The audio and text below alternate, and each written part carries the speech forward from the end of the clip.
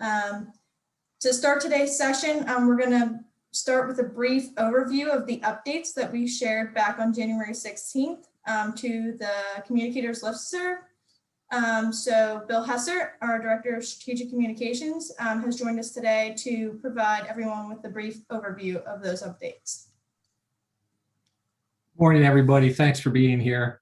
I know that UEDs aren't always necessarily the most fun thing for us to discuss, and that it can be sometimes grueling, sometimes very tedious process, but I hope you all realize how much we appreciate the detail that you put into the things that you submit to us, and how important it really is to help put our best foot forward by going through this process. That being said, I know sometimes, like I said, it can get a little too tedious, and that's why we're not always just asking or trying to point out ways that you can help us. We're always looking for ways that we can help make the process easier for you as well. And back in January, I shared by email a few of the most recent updates that we did that I hope will make things a little easier for you. Number one, I know there was a lot of confusion about emails, what needed to be submitted, what before it was sent out via email. And honestly, we all know that it would be a waste of everybody's time for us to review any and every email that people are sending out. So I just wanted to clear that up a little bit and say, really what we're talking about, what we need to approve in an email would be any visual element that you would be including in that email. So it'd be like if you were already designing a flyer or something for an event and you need us to take a look at that for UED approval. If that's something that's going to be sent by email rather than being posted somewhere in a building, we still need to look at that to make sure that is in accordance with UED guidelines. We don't need to look at every email. We don't need to read the content of the email itself. That's getting too far into the weeds. We're happy to review the content if it makes you feel more comfortable, but that's not necessarily something that we need to do. So just approach it as though if there's a visual element to your email, that's what we need to see, that's what we need to approve, but we don't need to approve the entire email itself. Secondly, we decided it might be helpful to start approving templates for events. If you're doing a series of lectures in the spring, for example, and you're using the same template, and basically what you're changing is the name of the presenter, their photo, the title of the presentation, the date. We don't need to see every one of those posters for that event. If you send us the initial poster for that event, we can approve that as a template. Kirsten has set up the submission process so that you can designate that it is a template for future events. We'll approve that template. That UED number will be, you can use that UED number for all of those posters that adhere to that specific template. Now, that's not a lifetime approval. We still, maybe once a semester, if you're updating that, it would be good to submit that. And we don't like to carry forward UED numbers from one year to the next. So if you could send us that template, if you're using a template for a poster in the spring and you're planning to use it again in the fall, maybe over the summer, send it to us again so we can assign a new UED number for it for the fall. That would be helpful. Those are the two biggest changes that we have made. Also, just a reminder of all the templates that are available in Canva for people to take advantage of to help you design the flyers. And again, thank you for all that you do with this process. It's greatly appreciated. And my thanks to Kirsten and Whitney today for discussing how you can help a little bit better with the process. And I'm just going to get out of the way and let them take things over, but I will be available to help them answer questions at the end as well. Thank you, Bill. So everyone, I just wanted to go through, I created a UED request checklist that I have added to the shared Canva account. So if you log in to the shared Canva account, you will see that it is available as a template in the CLA Strategic Communications team under the templates tab. So you can access all of that like you would for any other flyer or any other template you would be using. It is now available there. You'll also see it in all of your designs. So I'm going to share my screen here and show you what that looks like. So this is what you'll see if you log into the shared Canva account. And then, like I said, click on the CLA Strategic Communications tab, and then you can go to templates. You also see it appears there in the designs tab. But you'll see that it shows as a template now in this shared account, and you can click on use this template. That will automatically create a copy for you, so you don't have to worry about overriding like the main file in the shared Canva account. We've had that problem recently with a few people overriding templates, so this is an easy way to help avoid that problem and just click use this template. But that being said, this is the actual file for the University Editor request checklist. And this is what you'll be able, once you make that copy of the template, this is what you'll be able to see. So I just wanted to go over a few things.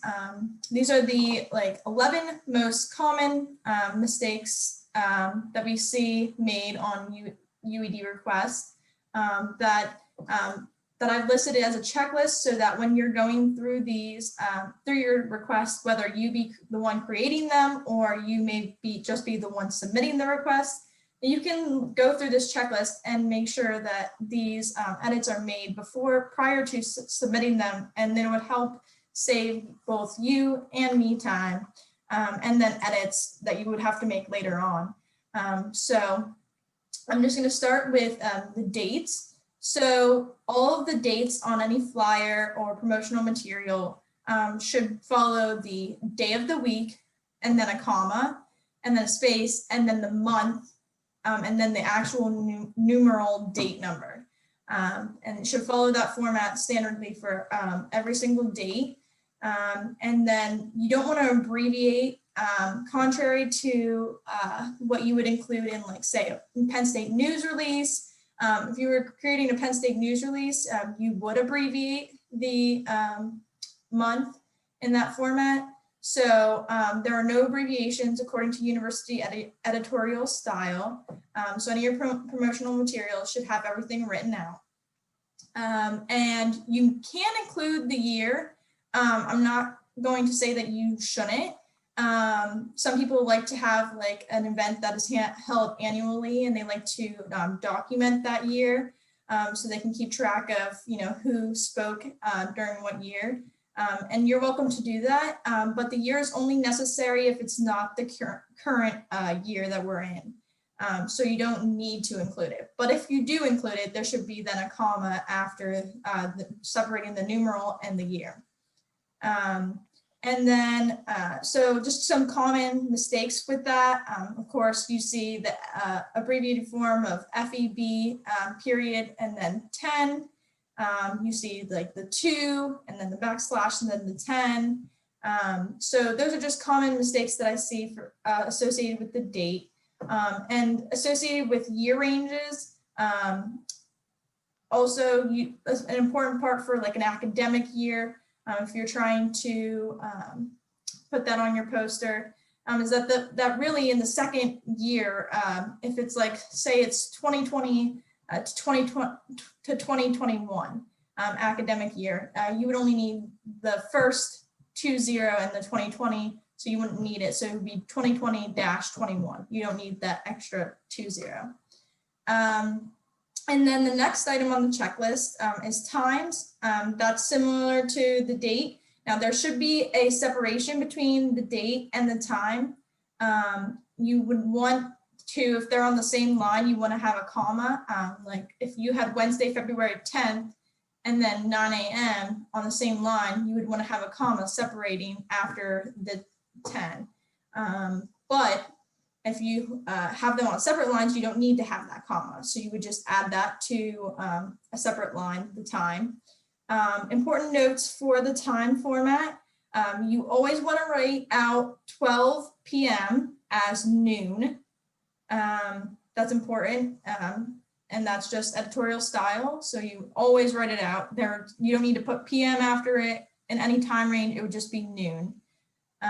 You want to insert, make sure that you insert the colon and followed by 2 zeros after the hour numeral for all times. So if it was like 9 a.m. like I have there, you want to have that colon and the 2 zeros. That's essential. And standard, if you were writing the time out for a Penn State news release, you would omit those, the colon and the 2 zeros, so it would just be 9 a.m. So you wouldn't need that. So that's a differentiation between editorial style and AP style. And then for the time range, for time ranges, because this is most common for event flyers, usually there's a time range. Sometimes it's just one time and it's start time, but usually there's a time range involved. So the time range includes an N dash, which is the next item. That first item in parentheses after N dash, you would use an N dash to separate the 2 times in the time range. If both times are AM or PM, so if it was 9 to 10 AM, you only need the AM or the PM after the second time. You wouldn't need it after both times. And that's something I see quite frequently, people submitting and having it behind both after both times, and that's not necessary. It's only necessary after the second. And so another pointer is that for, like you see here, for AM and PM, you want to make sure that that's always lowercase. Sometimes for design's sake, if you are trying to emphasize and all of the rest of the text in that section is capitalized, I'll let that slide and say, you know, because it would look odd to then have it be lowercase in that text. So as long as you have the periods after both the A and the M, or both, or after the P and the M for those times, that will work. And then for the appropriate time zones, you want to make sure, especially in the virtual format, for people who are attending from different time zones, and you want to make this accessible to them, you want to make sure that you're providing that information about the time zone. So from now through March 14th, it'll be EST. You include that after the last time in the time range. So you'll include that after that. And then after March 14th, it'll transfer back to EDT. If it's something that spans, say, all semester long, over that chain from EST to ED back to EDT, you're welcome to just put ET to help avoid any confusion. I would strongly encourage that, especially so you don't have to put like EST and then EDT. But so some wrong formats, like I said, with the noon, I always see, 12 p.m. Or all caps with no periods for AM and PM, or just lowercase without periods. So just, this is the correct format that I've included here on the checklist. So just as you're looking through your request, make sure that those format or your time is formatted correctly. For N dash versus M dash versus the hyphen.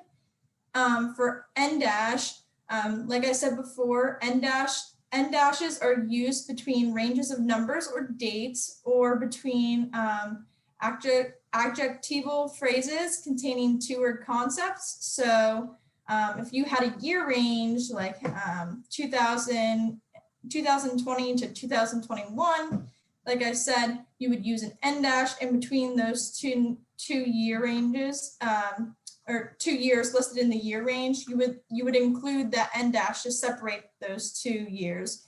And like I said, you don't need the first 20 then in 2021. And then other common ways that you use en dashes on flyers would include like page ranges. So I've seen it in some newsletters to include like say page 25 to page 28. You would include that en dash in between those two numbers. And that's just a common mistake. In these, the en dash versus the em dash are commonly confused. So the em dash, unlike the en dash, indicates a break in thought and can be used within a sentence to insert a parenthetical phrase. The em dash is more of like view it as more of a separation, whereas the en dash is joining things together, but the em dash is setting them apart. So if you have like, say, like here in this checklist, I wanted to separate these items because I have like the actual point and then, you know, a reminder about it or the correct way to format it. So I use em dashes for those. And that's just, you know, important to differentiate between those two. And then, so for the em dash and the en dash, there should be no spaces on either side. So it's important to make sure that that you have the text running right up into those em dashes and em dashes. And then for the hyphen, so hyphens should be only used to join 2 or more words together. So for example, if you have a word, say entry level position, and entry level is used as a modifier for the position, you want to have the hyphen there. Otherwise, you would use an en dash. If you want to join anything together, just default to the en dash. And like I said, that en dash applies to time ranges, year ranges, date ranges. So anything that you would include on a flyer, usually you would use the en dash by default, unless you're trying to separate text. And then the next item is titles. So I see this quite frequently, especially with presenters for different speaker series and colloquiums. You want to make sure that the titles, first and foremost, are accurate. So you want to make sure that you're verifying that on the website, that you have their full title before submitting your request, and that when you write out the titles, that the titles are lowercase in text. So if you have a full sentence like their bio and it's included in their bio, you would lowercase all of the words, all of the beginning letters of their title. It would never be capitalized in the in-text full sentence format.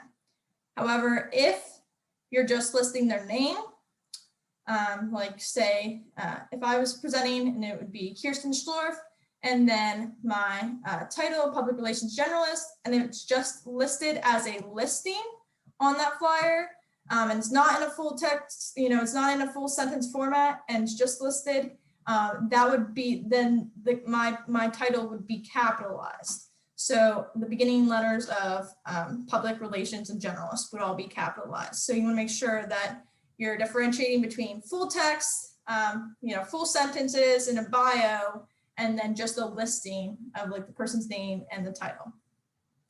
Also, in related to titles and job positions, you want to make sure that when you are using these, if the person is coming from a different university, or whether it be there in another university as a professor, or if they are, if you're listing their employer, you want to make sure that that's also accurate and that you're using the correct name for that. Often universities have preferred spellings, preferred official names, so you want to make sure that you're getting that accurate on your flyer before submitting. And then, so next, next on the checklist is majors. So for majors, you, unlike if you were writing this for a Penn State news release, in Penn State news releases, all majors are lowercase, and often they are lowercase. Majors are always lowercase, but for editorial style purposes, majors are always capitalized. So if you're saying Kirsten Schlorff majored in psychology, you would always capitalize the major. The major name is always capitalized. So you want to make sure that you're capitalizing the appropriate majors, and that's both in text and listing formats. So on the flyer or other promotional materials, you want to make sure that you're always capitalizing the majors. And using the full name too for the majors. Don't use any abbreviations. CAS is a common acronym, but you want to make sure you're writing that out. You don't want to make sure you don't want to make sure that you're not leaving it up for assumption for the readers or the viewers to try and figure out and decipher what your abbreviation is. Kirsten, I'm going to ask a question real quick here, if that's okay. So but for a situation like us, the Master of Public Policy program or CAS, in a lot of our materials, we, write out Master of Public Policy, but then put MPP in parentheses. So that's okay, yes. Correct? Yes, that's important. So on first reference, if you do have like a common acronym for your department name or your program, it's okay to use that acronym, but make sure that on first reference you are writing it out in full, and then including that acronym like communication, arts, and sciences, and then including that acronym in parentheses after on first reference, and then you can refer to it as CAS from then on. Make sure that first reference, so if it's a flyer at the top of the page or whatever, make sure that you're using the full first reference of your department name or your program name. And then next, so percents, in whether it's in text, whether it's in listing, you want to make sure that you're using you're writing out percent instead of using the percent symbol. This is one that most people don't always consider, when submitting their UED requests, because it's not something that everyone is familiar with. But percent should always be written out unless it's in charts or graphs. So if you have a chart or a graph, which I don't see too many of, but if you have that, then it would be appropriate to use the percent symbol. But otherwise, if it's in any text format or just a listing, you want to write it out as percent. You want to always use a numeral before that. So I know for numbers, this is another, this ties in with numbers. And typically numbers are always spelled out from 1 to 100. And then above 100, you are welcome to use the numeral form for that number. But for percent, you always want to make sure that you're using the numeral before the word percent. So if it was 3% reduction, you want to make sure you're writing the numeral 3 and then write out percent reduction. And then next on the list is the ampersand. So the ampersand, and I see this quite frequently on a lot of flyers because, well, it looks good, for graphic design purposes. Unfortunately, it's not allowed according to editorial styles, so we try to limit it. The only use for it that is permitted is in official company titles or names.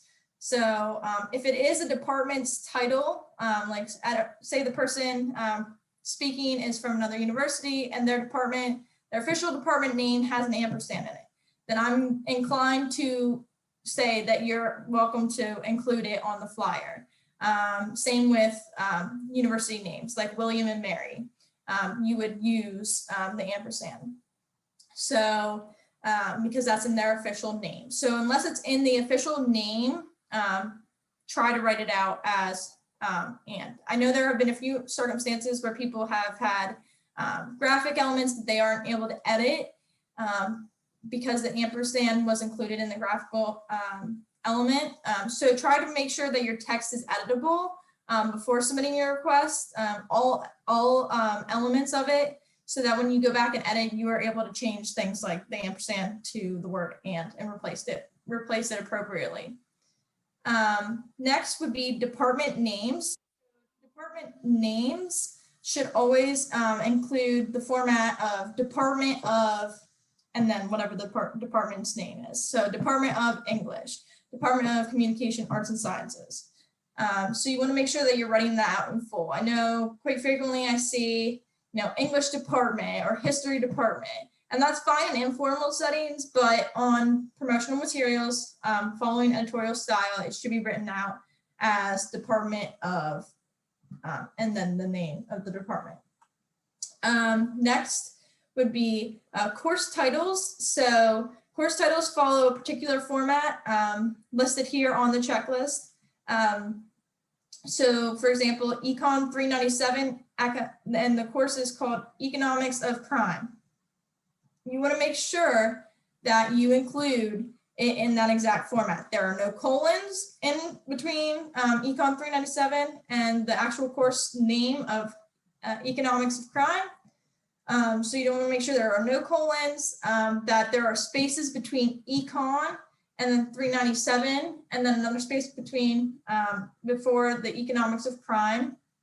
The major words, just like a title, the major words, so this includes everything except for prepositions and conjunctions of four or less, four or fewer word, or four or fewer letters.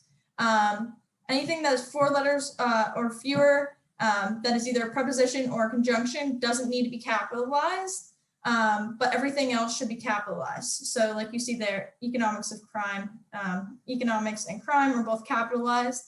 And you want to make sure that you are getting the course number. So for the course number, you want to make sure that those letters at the beginning are correct. I've seen several people submit promotional materials with course numbers that don't have the actual correct acronym, those 4 letters or 3 letters at the beginning before in the course number. So make sure that those are accurate as well. And second to last on the list is going over the college mark and the unit word marks. So on this checklist, I have linked this to the university, the college the college website has pages for the college mark and unit word marks, and then the university statements. So check those out. You can just obviously, if you download this as a PDF document, which I will be sending in a follow-up email, those links will be accessible directly through the PDF, so you can just click on it. But the college mark, so going over the college mark and unit word marks, so the college mark is required in all promotional materials that fall within our college.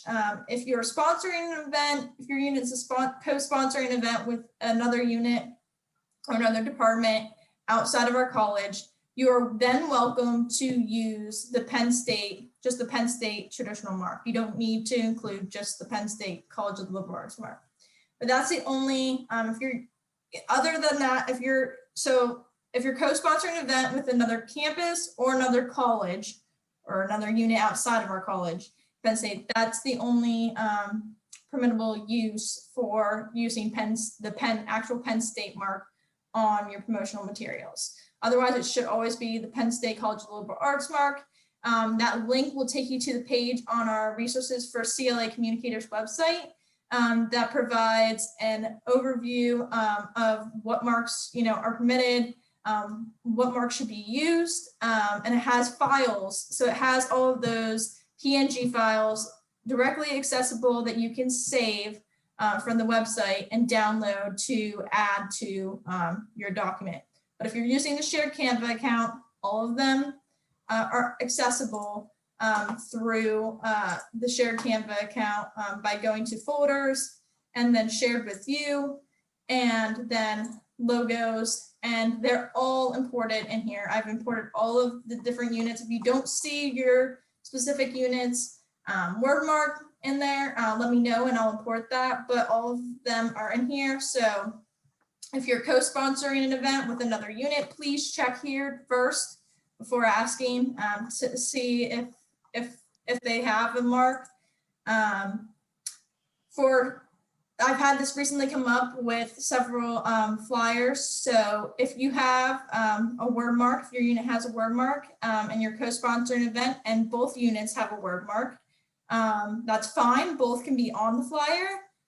But like I said, the College of Liberal Arts mark should also be present. And I recommend that College of Liberal Arts mark be above the two different word marks for your unit for co-sponsoring units for an event. So recently I had one for an event that was sponsored co-sponsored by the Rock Ethics Institute and the Humanities Institute.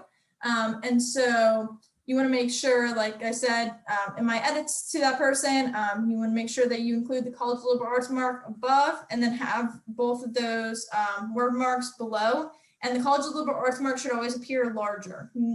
The unit word marks that are, even if they're approved, should not be larger than the College of Liberal Arts mark. So you want to make sure to use that as a rule of thumb when creating your promotional materials. And the College of Liberal Arts mark can appear anywhere on the flyer. For this item, I put it at the bottom. I see people quite frequently put it at the bottom by the UED statements. So you're welcome to do that. If you would rather have it at the top, you're also welcome to do that. It's based on design and personal preference. So there's no standard, you have to have it here on your flyer rule for that.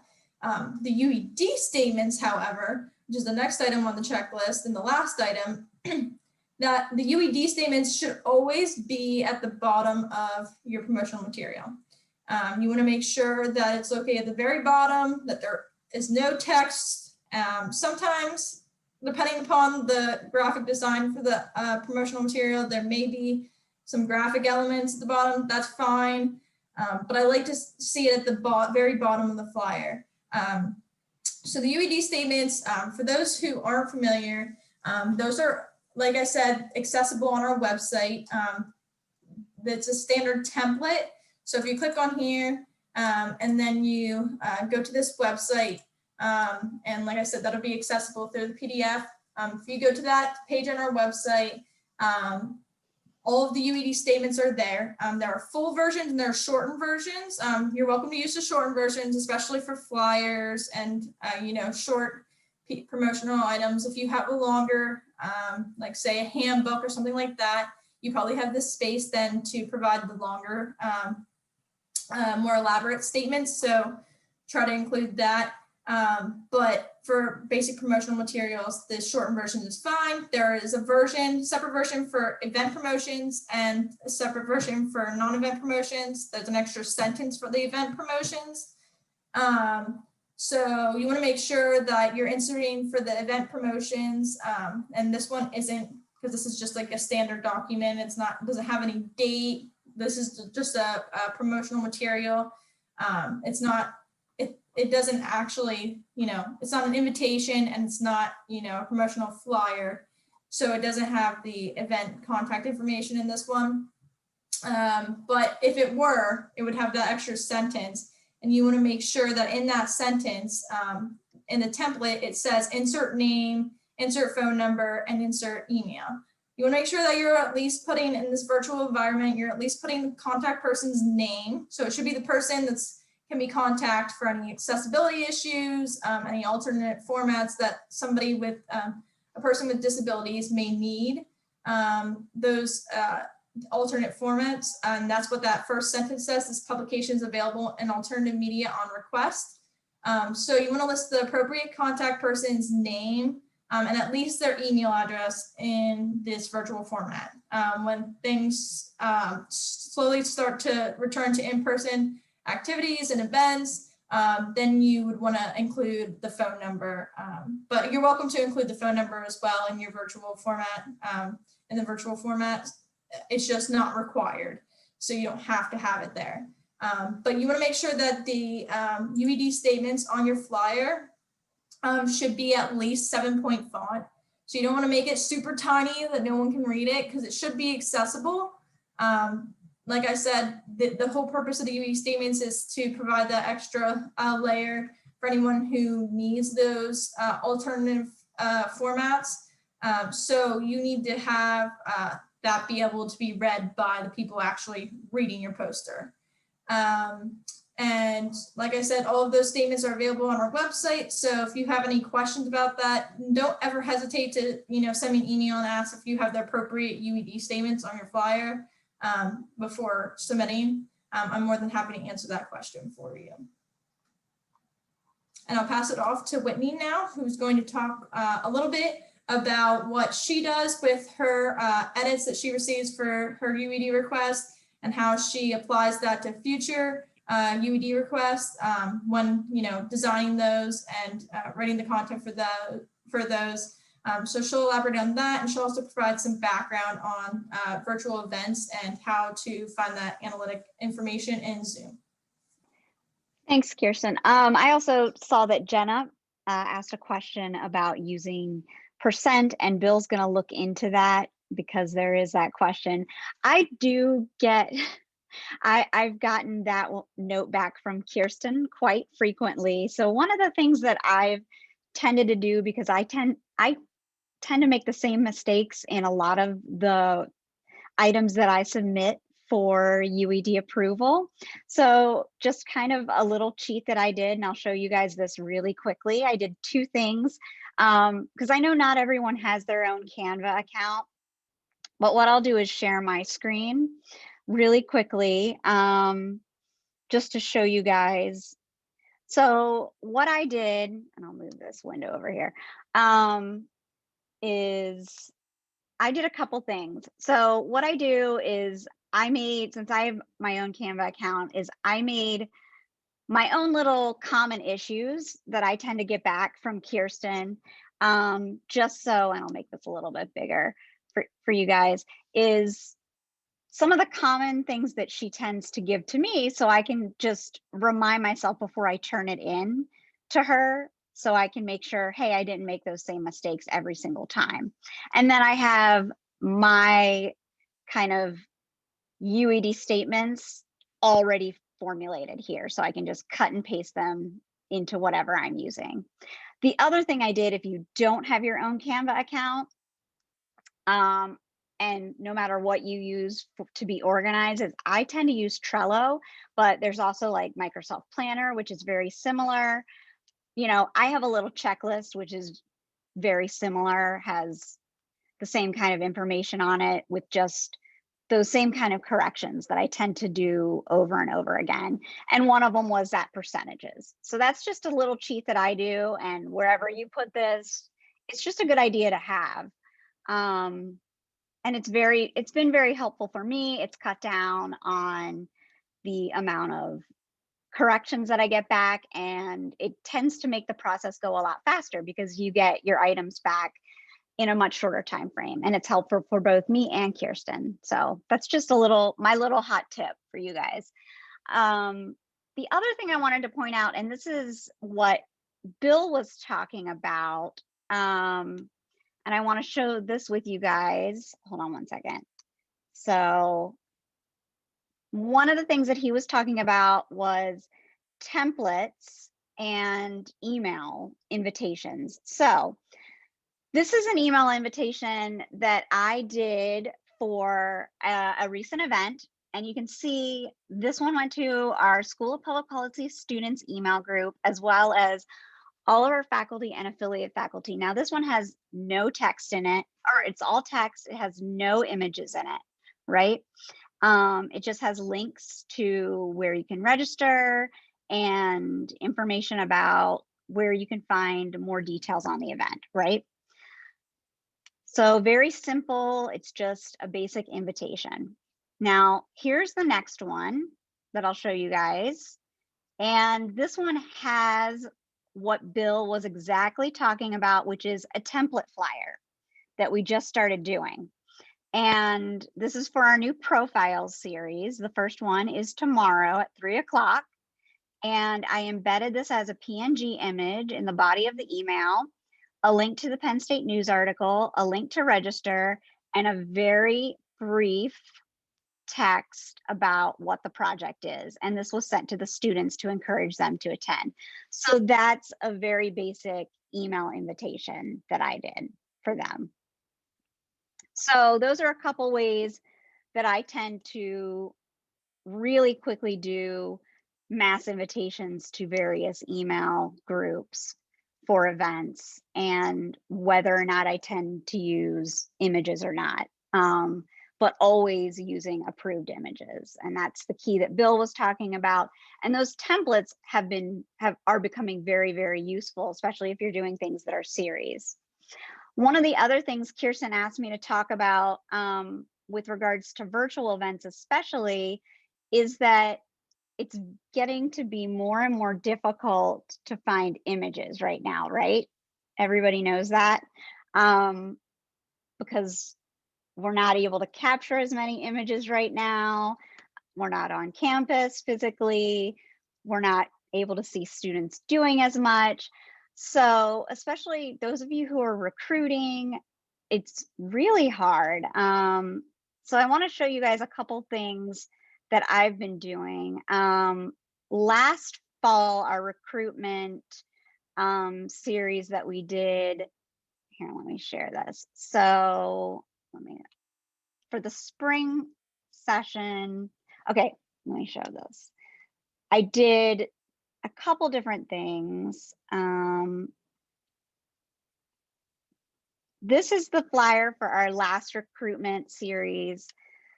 And I ended up using an image from an event that was, and Rebecca Wrights knows this event if she's on here. This was one of our recruitment events that we did. And in every social media post, I ended up putting a notification that this was from an in-person event and the date of the event. But it's showcasing students, but we're saying that this is now a virtual meet and greet type of event. So that was one way to do it. And you can find stock images on Canva. You can find them on Adobe Stock. Also, you have access to Penn State WebDAM, which is all kinds of photos of students, of campus. Our unit has photos in there. We have a lot of liberal arts photos in Canva and in Box. So you have access to those. The current campaign that I'm doing, I did something a little different. And since we tend to use our students in all of our recruitment efforts, I actually sat down with Caitlin Reber, one of our students, on Zoom and did some videos with her and got her just to sit on Zoom and took some screen grabs of that as well, so that we got several shots of her and did use that for the image. So there's a lot you can do if you can just kind of think outside the box in these situations. But then of course, there are always the shots of students using laptops and things like that. The key is to try to make it as close to the topic as you can. And that's probably going to get you more views and attract more attention. So whatever you can do to make it more topical, that's what you want to do.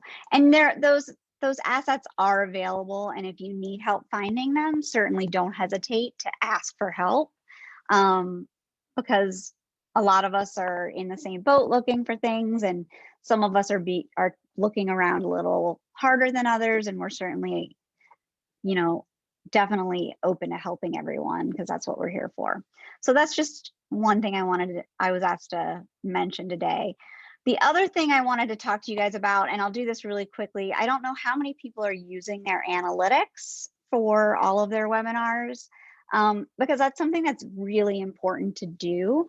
And it's super helpful because I've noticed that a lot of our events, and I'm sure everyone has, and I've talked to other units, not just in liberal arts, but our event attendance has been going down.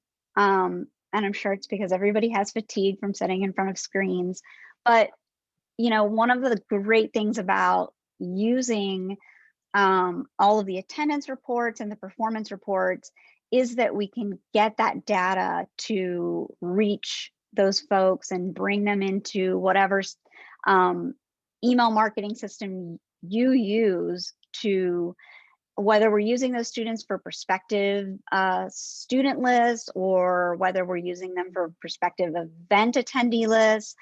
Those are great fields to mine. And they're also great lists to look at what events work and what events don't, as far as timing, as far as the duration of the event. So if you don't know how to grab those analytics, that's something that you should definitely learn to do. We don't have a lot of time right now, so I don't know how many people want to go over that. But one thing I definitely want to point out is that you should definitely pull that information as soon as possible, because the analytics, those reports don't stay up there forever. There are some cheats where you can get them by going back in your recording list, grabbing the number from your session, and then going and looking. But those reports definitely don't stay up. I think it's 12 months. It could possibly be a little bit longer, but the best practice is to grab them once your event is over. And then if you do use a program like MailChimp or a service like Benchmark, loading those names, loading that information into your mailing list, that's the best practice. And that's what we tend to do, and building our mailing list like that, especially for prospective students and things like that. It's just become invaluable to reach those people. So if anybody wants to have another session about this kind of information or meet offline, I don't want to take up too much time about it, but that information is really important. And it's great for our AR&D team as well, because that's information that they like to have as well for to look at as far as potential donors, potential board members, and things like that. So does anybody have any questions? Is there anything I can answer? And as far as virtual events too, there are other things that you can do to help make your virtual events, a little more successful as well. I'm looking at the chat and not seeing anything. Oh, wait. Okay. Hi, Keeson. Hi, I have a question. Yeah. A virtual event question, and maybe this is to the whole group. So the beginning of March, it was the last in-person event I did. So getting to that calendar year. So the program I have for it is a print program. And when I want to update it, so it has the landscape layout. And so the very first page has like back cover, front cover. Does anyone have a good digital program template, either in Canva or something that I can use so I can easily update this program without reinventing the wheel? What did you build it in? I was gonna say, is It's it in a PDF? Publisher. Okay. Hmm. I would say, well, probably updating in Publisher depending Yeah. what format you're using. You may or may not have access to Publisher. But I think if you're trying to edit it and you don't want to have to recreate the entire, program, I think the best way to go about it would be, saving it as a PDF and like limited access to editing. But you should have access to Adobe Acrobat Pro. You do, yeah. So if you upload, save it as a PDF and then open it in Adobe Acrobat Pro, you should have the option to edit PDF, and then you can edit that text. So you won't have to, you may have limited access to fonts and stuff, but. Although I have opened up Publisher documents in Acrobat, and sometimes it ends up not selecting entire blocks of words, or it ends up selecting each letter separately. So you might have a little bit of trouble, but if you do, let me know. We might be able to figure something out. That might work better. But yeah, that's a good place to start. Thanks. Yeah. Yeah. I was gonna say, if you have like graphics from an item that you may not have to recreate the entire thing. You may be able to take like graphics from it and copy and paste it into a Canva document. Yeah, my main Yeah. concern. So it's the new honorees go in the front, and then everybody that was a new honoree gets put into their respective titles and whatever in the existing set. So I just wanted to like almost change it from landscape to portrait and then make it so, you know, it was a title and then you could scroll through it instead of being like a book. Yeah, definitely. Okay. Yeah, thanks. that might be a good, you know, even though it is kind of time consuming to recreate some of these in Canva, I can work with you to help do that and simplify that process so that moving forward you can, you know, have it accessible in the shared Canva account and you won't have to worry about, you know, converting it every single year. You can just edit it. Yeah. Thanks. And just a word of warning for folks, because Keeson, I'm sure you're not alone in still using Publisher. For those of you who don't know this, Publisher actually doesn't even really exist anymore. Office 365 does not have Publisher as part of it. Microsoft and the university no longer support Publisher. So if you haven't started to do so already, I cannot encourage you enough to start looking at other platforms to use rather than Publisher. So yeah, I think just a last word year of I warning there. did help with one of these projects in Publisher, and it was more time consuming than probably switching. So Yeah, I think Kirsten's right. This might program be goes back like 10 years. So. this might be Sure. this might be a great time. Perfect. You only have access, for those of you who only may have access, like your predecessor may have only provided a Publisher file. I do have access, so if you need to, send me the file and I can import it, you know, I can save it as a PDF and send it to you as a PDF and work with closely on, you know, fixing it up. But yeah, if you have only file you have, and like say for some of you submitting UED requests, just a reminder, the preferred format is PDF, but we also do accept Microsoft Word document, so either the .doc or .docx files, and if you are uploading it as a Word document, my preferred way of editing is going to be to track those changes just to make it easier on you and me. But if you don't want that, you know, specify that in your special request and comments section of the form. But that may make it easier if you do have something that's like a lot of text. It may be easier for us both if you just upload it as a Word document, and then I can, you know, edit it and track those changes in the Word document, save us time.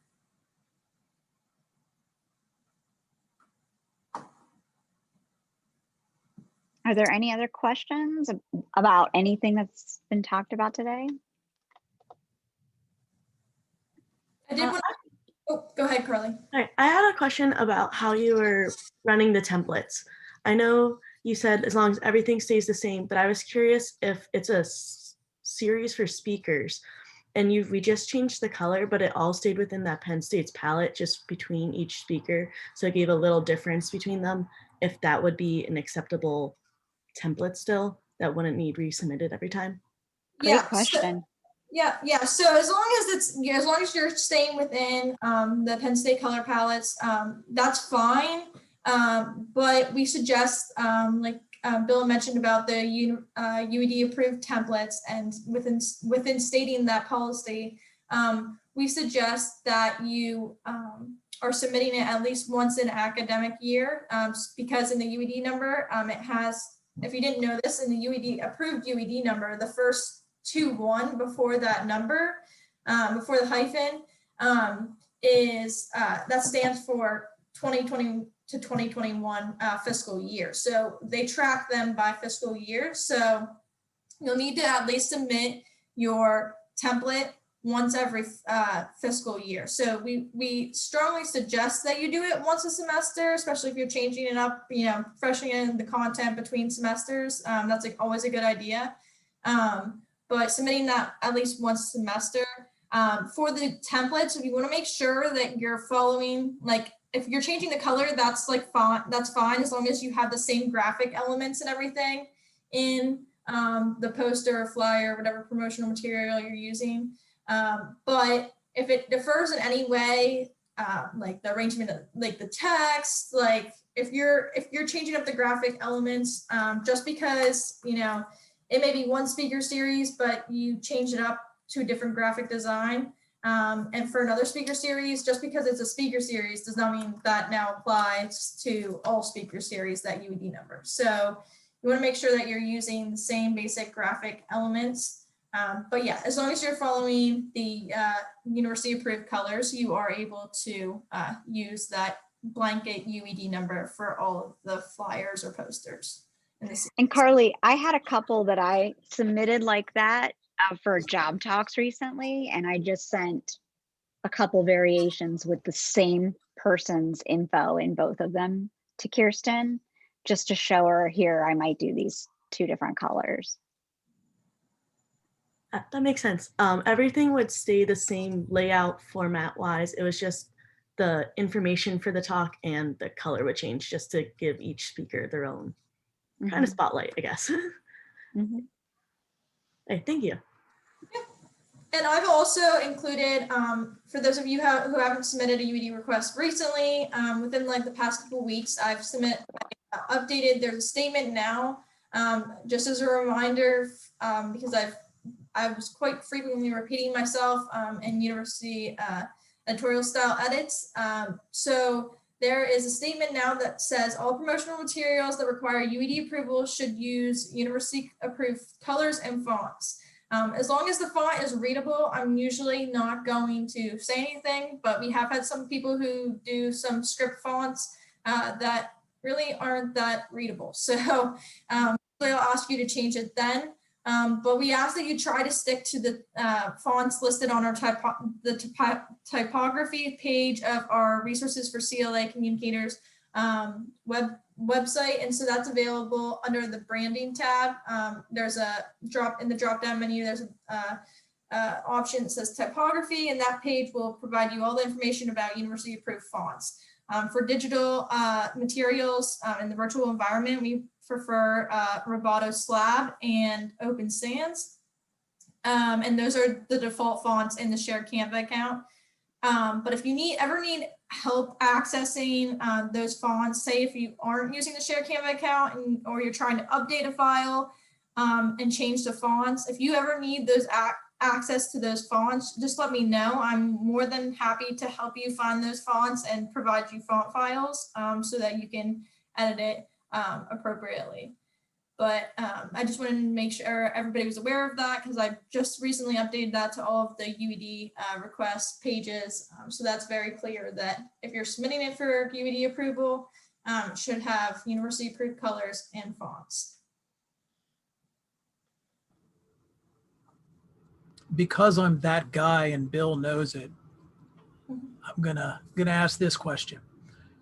How large, or at what point in largeness do we not need a UED number? For example, a banner hanging in the hub, a banner hanging on the side of Sackett Building or somewhere else. At what point, when does it stop? Bill, would you like to provide more information on the largeness, since you talked to Joan recently about this? Well, this is one of those instances where size doesn't matter. It's more, you have to think of it more in the context of whether or not it's a promotional piece. And I get where you're coming from. And I know you've shared several examples of other units that aren't necessarily playing by the rules that we need to follow. And I can't speak to those. Now we can always explore possibilities of where things still need to be approved, but the UED number isn't displayed on the banner or isn't necessarily displayed on a rather large poster, but we still have a number on file, and we've reviewed it and approved it. So those are circumstances that we can explore on a case-by-case basis. So yeah, if those things pop up on occasion, then it's probably better to reach out to us and we can explore that as we need. Cool, thanks. Yeah, because I've got a couple in my pipeline, or in this pipeline, so good to know. Sure. Thanks. Sure. Yep. And I did Yeah, just- I've done that before, David. I've had to do that, and they've been great with it. I did just want to provide a clarification about the percents. I believe still, I mean, we will check back up on this with Joan about university editorial style, but I believe since the university editorial style defers to Chicago manual style, not AP style. So there are key differences between AP style, which is what Penn State News releases follow, and promotional materials, which are UED style approved. And so I'm going to default to saying that percent should still be written out with a numeral form and then percent written out, but I will definitely check up on that and provide more clarification in my follow-up email. Yeah, and I know that causes some confusion for those of you who submit articles to Penn State News too, that for the articles, you have to follow AP style, but for the UED requests, the university follows Chicago Manual of Styles. And in a perfect world, someday the folks at AP and folks at Chicago Manual would get together and create a uniform style guide, but I don't think that's going to happen anytime soon, unfortunately. So we can certainly help you navigate those waters in those situations too. One last final point. And if you have any other questions, feel free to speak up, take yourself off mute, or ask in the chat. But I did just want to reiterate this from a social media perspective. I've seen several units sharing in this virtual environment, sharing graphics, which are not required for UED approval. So you do not need UED approval or to submit those. But I've seen several graphics lately on social media that more closely resemble a flyer format than an actual social media graphic. So I just wanted to remind you to try and keep those graphics, brief and succinct, like only the, if it's an event flyer or event social media graphic, keep the date, try to keep the same format like you would for a UED promotion. Try to keep that, to the date and the most essential information. Don't overload it with a lot of text because, again, for accessibility purposes, it's not a screen reader cannot read any text that's on that photo because it's not, it's not accessible as alt text. So use that information, if you have a bio of the speaker or more information to provide as a description of the event, make sure that you're providing that in the actual caption for the post, not in the graphic, and try to keep the graphic for the social media post to a minimum. Because I know that several people have thought it's a great solution in the virtual environment, and I encourage you to promote your events heavily on social media. But we don't want to make all your social media graphics look like they're formal, event invitations per se, because that crosses the line with then looking more like a UED approved material that then, because it's a social media graphic, wouldn't have the UED statements on it. So I just encourage you to try and make your items more accessible. And if whether you're sending an invitation, if you're sending it out via listserv, make sure that you're attaching it as a PDF so that it is accessible, even if you're embedding it in the body of the email. Make sure that you're providing an accessible format for everyone so that those with disabilities are able to read it and have the same access as everyone else. That being said, does anybody have any final questions? Anything related to UED, social media, anything?